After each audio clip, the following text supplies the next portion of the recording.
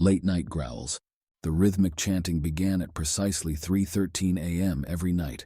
Not words, but guttural growls that vibrated through the thin walls, emanating from Mr. Crowley's apartment. At first, I dismissed it as late-night karaoke gone wrong, but the melody never changed, and the shadows dancing behind his dusty windowpane took on increasingly disturbing shapes.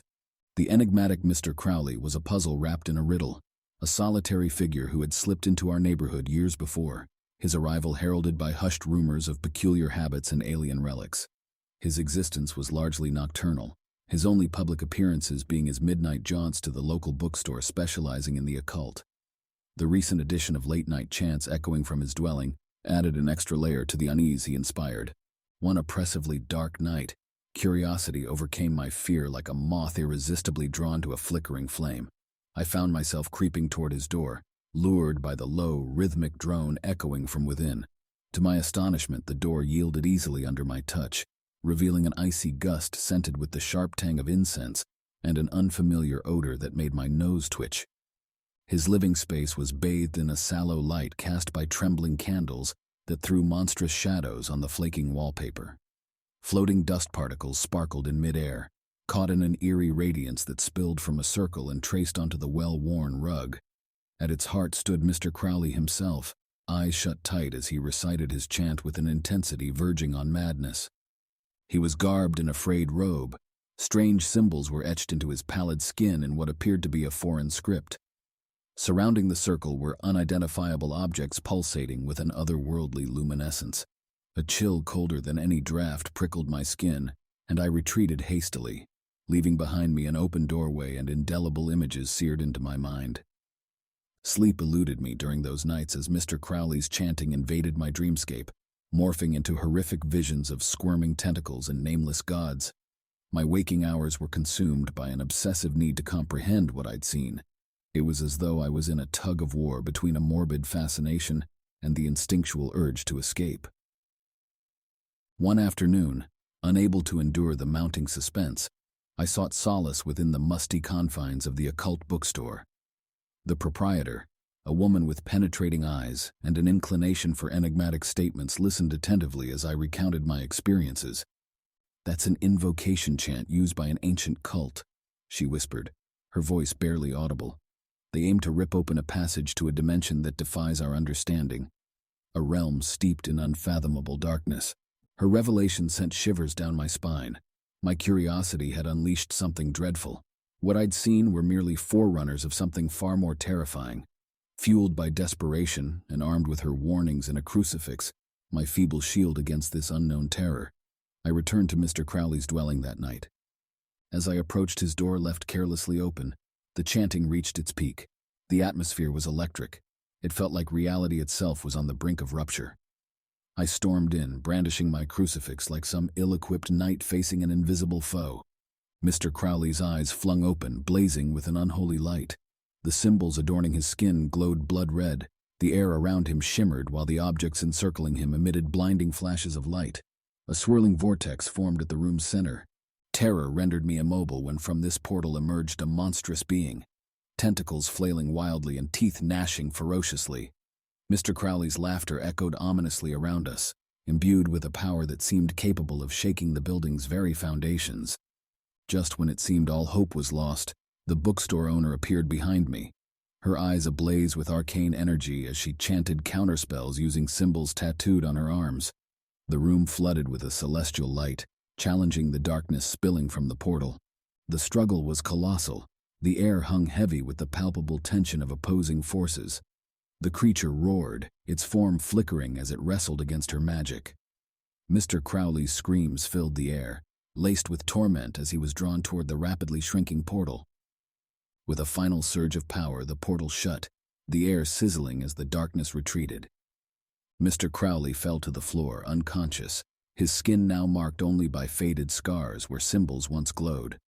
The bookstore owner and I collapsed in exhaustion under the weight of a narrowly averted catastrophe. Mr. Crowley vanished without a trace after that night, but not before leaving behind a permanent scar on my psyche, a chilling reminder of my brush with an unspeakable terror. Now when I hear whispers in the wind rustling through dead leaves, I can't shake off the remembrance of the horrific night I peered into an abyss, and it stared right back at me. The pie secret. The first time Mrs. Higgins offered me a slice of her special pie, the stench of formaldehyde was so thick it nearly curdled the milk in my glass. But in a town like Hollow Creek, where secrets festered longer than winter chills, politeness trumped common sense. I took a bite, the sickly sweetness clinging to my throat like a bad omen.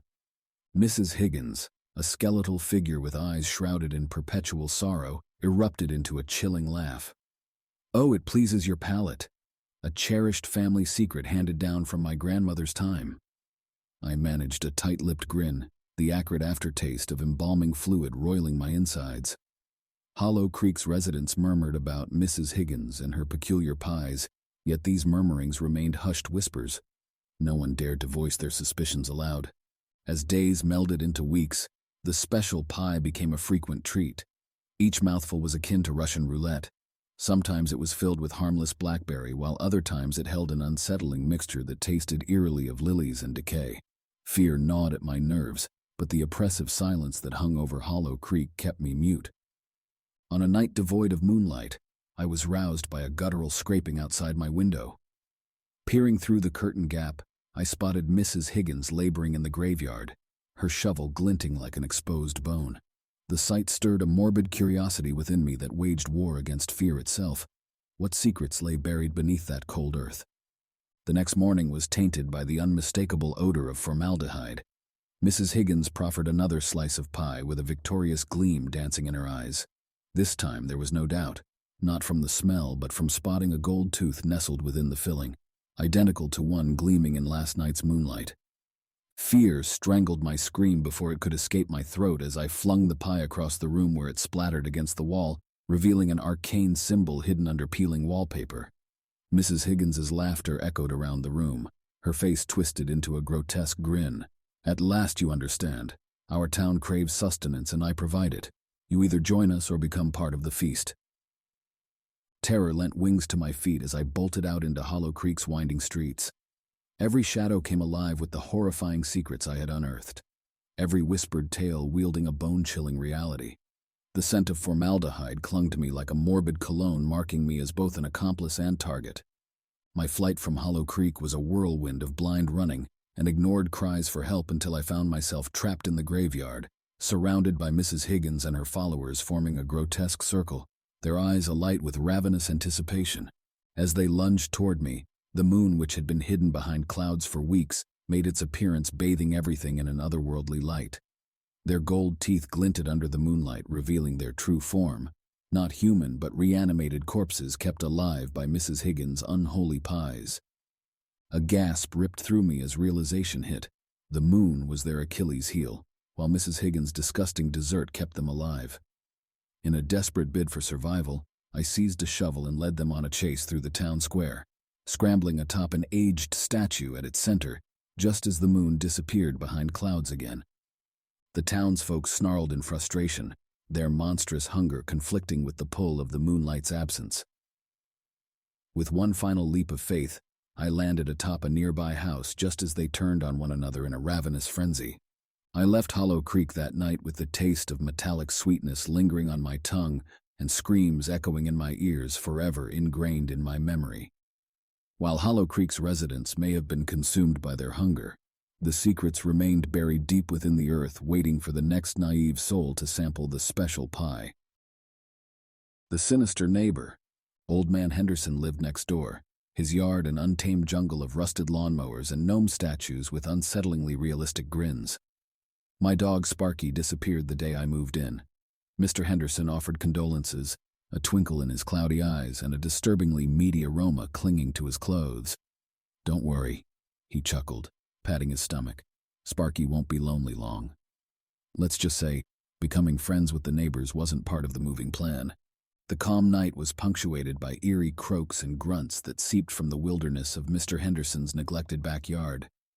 Each dawn, the gnomes appeared to have shifted positions slightly, their smiles broadening into sinister grins, their glassy eyes reflecting a macabre delight. Slumber turned into a war zone, plagued by nightmares of gnomes reveling beneath a crimson moon. In desperation, I dared to tread on the forbidden terrain of Mr. Henderson's yard. Abandoned tools rusted under the speckled sunlight, their sharp edges threateningly visible. The scent of damp soil mixed with decay overpowered my senses as I ventured deeper. Then my gaze fell upon it, a gnawed bone lying amidst the roots of a gnarled oak tree, and Sparky's collar nearby, his name etched onto the worn leather. A wave of nausea washed over me as my heart pounded against my ribcage. As twilight smeared the sky in violent purples and blues, Mr. Henderson's back door groaned open. He stepped out, his face distorted by the lantern light he carried. He paused briefly to inhale deeply, resembling a famished predator on the prowl. "Ah, you found Sparky," he rasped in a voice that scraped against my nerves. "My little buddy makes quite a hearty stew." A cold knot of terror formed in my gut at his words. This wasn't just an eccentric old man, but something far more horrifying lurking beneath human skin. I recoiled instinctively, fear-fueled adrenaline driving me toward my home, when suddenly he lunged at me with laughter echoing from his throat and twisted fingers outstretched. Just then, an agonizing howl shattered the silence of nightfall. From within the shadows emerged Sparky, or what was left of him, matted fur slick with an unidentifiable substance, eyes burning with preternatural light. He snarled, baring his teeth, and launched himself at Mr. Henderson, his once docile nature replaced by savage ferocity. In the ensuing pandemonium, I clambered over the fence, the sounds of snarls and spine-chilling screams reverberating in my ears. I didn't halt my frantic sprint until I was safely on the main street, tears blurring my vision. The following morning brought news of Mr. Henderson's mutilated remains discovered by local law enforcement. Sparky had disappeared into the obscurity of nightfall. The gnomes were now devoid of their eerie smiles, but the smell of raw meat mingled with damp earth still hung heavy in the air. A truth best left undisturbed in that nightmare-infested yard. I relocated shortly thereafter, haunted by silent screams from stone gnomes and Sparky's monstrous growl imprinted onto my memory. The lesson was carved deep within me. It is wise to maintain distance from certain neighbors and keep some doors firmly bolted shut. For beneath layers of normalcy lurks an insidious darkness ready to devour any unsuspecting soul who dares to lift the veil of pretense. And sometimes, even a cherished pet can become a horrific reminder that there are entities better left undiscovered than unearthed. Blinds wide shut. Mrs. Peabody always kept her blinds shut, even on the sunniest days. But sometimes, just sometimes, I'd catch a glimpse through a crack. A flash of something inhuman, something not quite right, reflected in the polished mahogany furniture lining her living room. The whispers started soon after, carried on the wind like dead leaves, about strange rituals, about sacrifices under the blood moon. Initially I brushed off the murmurs as mere tittle-tattle of a small town, sparked by the ennui of rural living and Mrs. Peabody's peculiar hermit-like behavior. Then arrived the odor, a loathsome blend of decay and unidentifiable spices that slithered beneath my door like a poisonous snake. It permeated my garments and invaded my dreams, serving as an incessant reminder of the concealed atrocities behind Mrs. Peabody's perpetually shut blinds.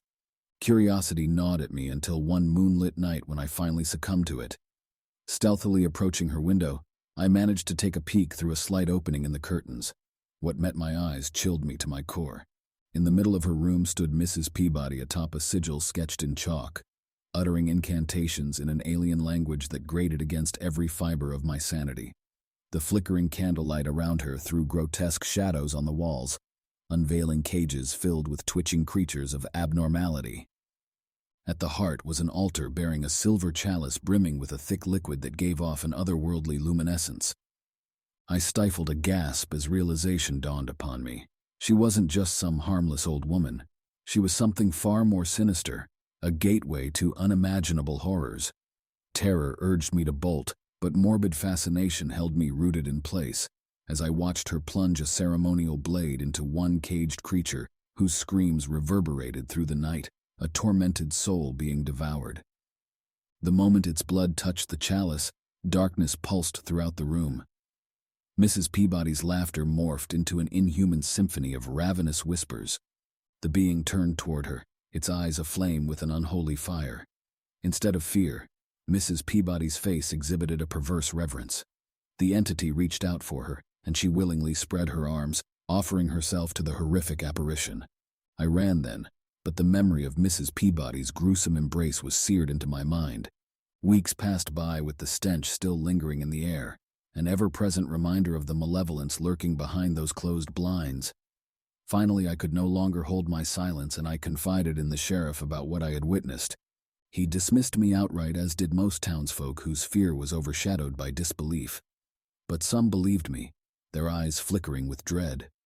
Underneath another blood moon, Mrs. Peabody's ritual commenced again. This time we were prepared. A band of us armed with rudimentary weapons and driven by desperation stormed Mrs. Peabody's house, leading to a savage and bloody battle between us and shadows. We succeeded in shutting down the portal, but not before one of our own was torn apart by the entity. His agonizing screams intertwined with the entity's unearthly laughter, serving as a grim reminder of our audacity's price. Mrs. Peabody disappeared into the darkness she had summoned, leaving behind the scar of evil. Some doors should remain forever closed, some whispers left unanswered. Even now that house sits empty, and every time a blood moon rises, I feel a sense of unease as I catch fleeting movements from behind the shut blinds. And if I listen carefully enough, I can still hear Mrs. Peabody's incantations and the wails of the being within, eager to claim another soul. Clawing for the light, Alistair's nostrils flared as the scent of fresh, damp earth reached him. The weight of the earth pressed in on him, blocking out all light. Panic gripped his chest like a cold, slithering serpent. The cursed amulet he had purchased from a shady cellar burned against his skin, its promise of true darkness now a terrifying reality. As an explorer and collector of the macabre, Alistair had faced many horrors. But this darkness was unlike anything he had ever encountered. It suffocated him, smothering him with its oppressive presence. The last thing he remembered was fastening the amulet around his neck before a blinding light and intense tremor engulfed him, pulling him into the void of oblivion. He clawed at the suffocating blackness, his fingers scraping rough wood. A coffin, he was buried alive. Laughter welled up, hysterical and choked, echoing off the confines of his wooden tomb. This was a death he hadn't planned, a macabre joke on an already twisted soul. He screamed until exhaustion wove him into a cocoon of silence, time a meaningless expanse. Hunger gnawed at him, turning his insides hollow. Then thirst struck, the burn of acid scorching his throat. Alistair was trapped in a living nightmare, his tomb a canvas for the morbid tapestry of his failing body. At first there was only a faint sound, like the buzzing of unseen insects. Then it grew louder and louder, a cacophony of scratching and scrambling coming from above. Panic, which had been dormant, immediately resurfaced, and Alistair realized that there was something else in the soil with him. The eerie sounds grew louder, accompanied by heavy thuds that shook the ground. The wooden ceiling above him groaned and cracked, giving way to an unknown force. He let out a blood-curdling shriek, but it was drowned out by the relentless scratching and scraping. Each noise brought a new wave of terror, replacing the previous one. A jagged fissure appeared in the lid, rapidly widening to reveal a sickly pale hand with bony fingers curling around the edge. The rest of the creature emerged, its skeletal frame stretched taut over sharp bones and sinewy muscles. Its face was a gaunt mask of death, sunken eyes blazing with feral hunger as it clawed its way out of the darkness. A grotesque corpse imbued with an otherworldly energy, writhed in a hunger born of its twisted death. The stench of decay and freshly turned earth clung to its rotting flesh, propelling it forward. Each movement brought the corpse closer to Alistair, an insatiable thirst for flesh driving it. Alistair and the fiend locked eyes, a macabre communion in the darkness. The creature hissed, revealing teeth that shone like bone shards in the faint luminescence from its eyes. With a guttural growl, the creature lunged forward, its razor-sharp claws ripping through the shattered wood, inching closer and closer in a desperate attempt at reaching its meal. Alistair's heart raced as he clutched the amulet, its smooth surface now cool against his sweating palm. He felt the monster's breath on his neck and knew he had only one chance to save himself. With shaking fingers, he struggled to remember the ancient inscription the seller had told him when he'd purchased the amulet. Keeping his eyes focused on the undead beast, he concentrated until he remembered the phrase. Gritting his teeth, he recited the words with all the courage he could muster, hoping they would be enough to vanquish the creature before him. A bright, brilliant emerald light pulsed from the amulet, casting an eerie glow over the coffin and its contents. The creature recoiled in terror, letting out a bone-chilling wail as it dissolved into a whirlwind of dust under the powerful beams. The scratching noises ceased, and a heavy silence punctuated the tomb. Exhaustion consumed Alistair, a heavy weight dragging him under. In his final moments, a chilling realization dawned. The amulet hadn't saved him, it had merely sealed his fate. Now, the darkness he'd sought would claim and bind him to the cursed artifact forever, stripping away any hope of rest or escape. The man's screams echoed through the silent night, a final cry from someone who had willingly embraced darkness and ultimately succumbed to its power. And in the stillness of the grave, the amulet pulsed, waiting for the next unsuspecting soul to unlock its terrifying secret. Trapped in darkness, Tom's eyes flew open, but he couldn't see anything. The darkness was absolute, and his lungs burned for air that wasn't there. He reached out and felt the cold, damp walls pressing in on him from all sides. Panic rose like a tide in his chest as realization dawned. He had been buried alive. Memories of the storm, the blinding light, and the rumbling earth flooded back, followed by a sense of dread unlike any he'd ever known before. As a renowned architect, he had designed countless mausoleums and tombs for the dead, never once imagining that he would end up trapped in one himself. A sardonic chuckle escaped his lips, quickly turning into a strangled gasp as he tried to calm his racing heart and find a way out of this living nightmare. The suffocating grip of claustrophobia, an old foe he thought he had defeated, wrapped around him. He desperately clawed at the rough wood above, his fingernails splintering against its unforgiving strength. His screams were swallowed by the earth, leaving him in a terrifying abyss of silence. Days and nights blended as hunger gnawed at his insides and thirst consumed him. In the darkness, hallucinations danced before his eyes and ghostly whispers taunted him with reminders of past mistakes. His once orderly mind morphed into a chaotic maze of fear and confusion. A faint scratching, rhythmic and insistent, echoed through the dark cave. Tom's heart fluttered with hope. Could it be rescue? But as the sound grew closer, accompanied by the sickening crunch of wood giving way, terror replaced that fragile ember. A monstrous, eyeless creature emerged from the shadows, its body a patchwork of decaying flesh and its claws dripping with soil and something darker. It snarled, revealing rows of needle-like teeth as it lunged toward him in a frenzied attack. Tom fought back, fueled by a primal fear of the unknown. He tapped into his architect's mind, strategizing, using his knowledge of pressure points to disable the creature momentarily. But it was a losing battle. He was weakened and delirious, and the creature was relentless. Just as the creature closed in, another sound pierced the silence, a rhythmic clang growing louder. A pickaxe, rescue, relief washed over him, a tidal wave threatening to drown his fear. The pickaxe broke through, sunlight streaming into the darkness. A hand reached down, followed by a concerned face. But the relief was short-lived. The contorted face belonged not to a rescuer, but to the man Tom had wronged, the man he'd buried alive years ago while driven by greed and ambition. The man's eyes, burning with hatred, met Tom's. A chilling smile played on his decaying lips. "Welcome back," he rasped, his voice a guttural groan. "This time, you'll stay buried."